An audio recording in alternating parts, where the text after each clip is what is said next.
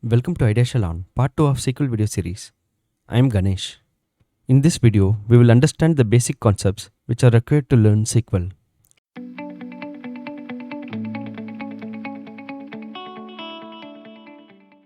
SQL, SQL Server, DB2, Oracle, MySQL, etc.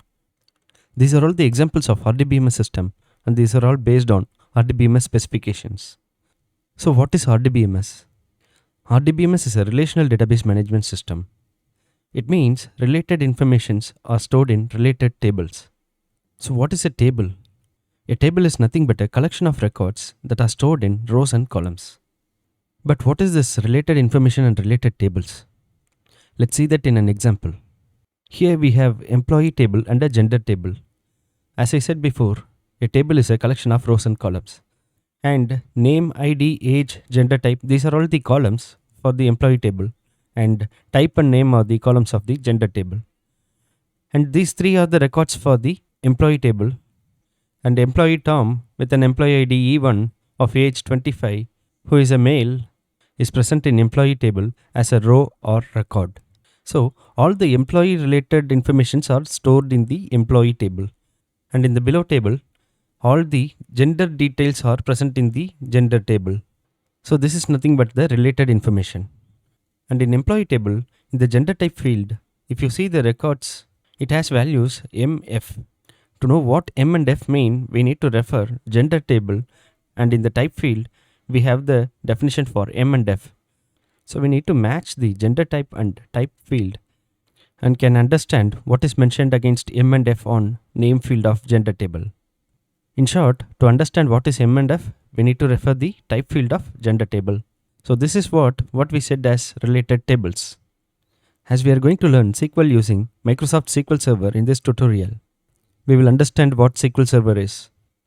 SQL Server is a relational database management system which is implemented from the specification of RDBMS.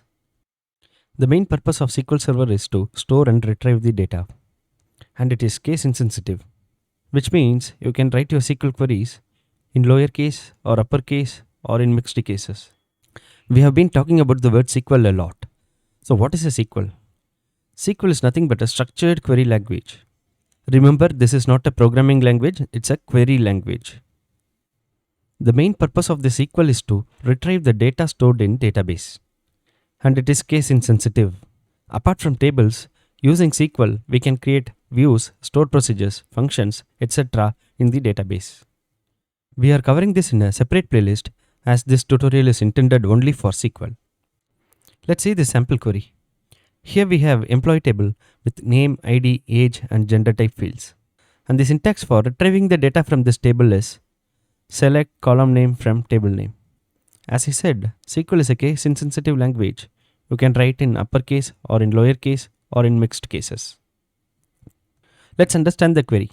Select column name. So which column we want to select, we need to put it there.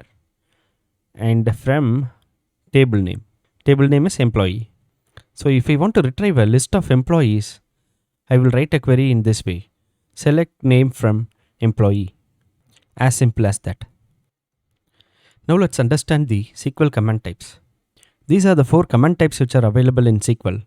We are not going to discuss now in detail, but as an overview, DML commands are for performing the manipulation operations on tables, like selecting, inserting, updating, or deleting the data. DDL commands are used for creating, altering, and dropping, not the data, but the objects. When I say database objects, it refers to tables, views, stored procedures, synonyms, etc. DCL is used for providing or removing the permissions for users on database objects. TCL commands are used for performing the transaction-related actions.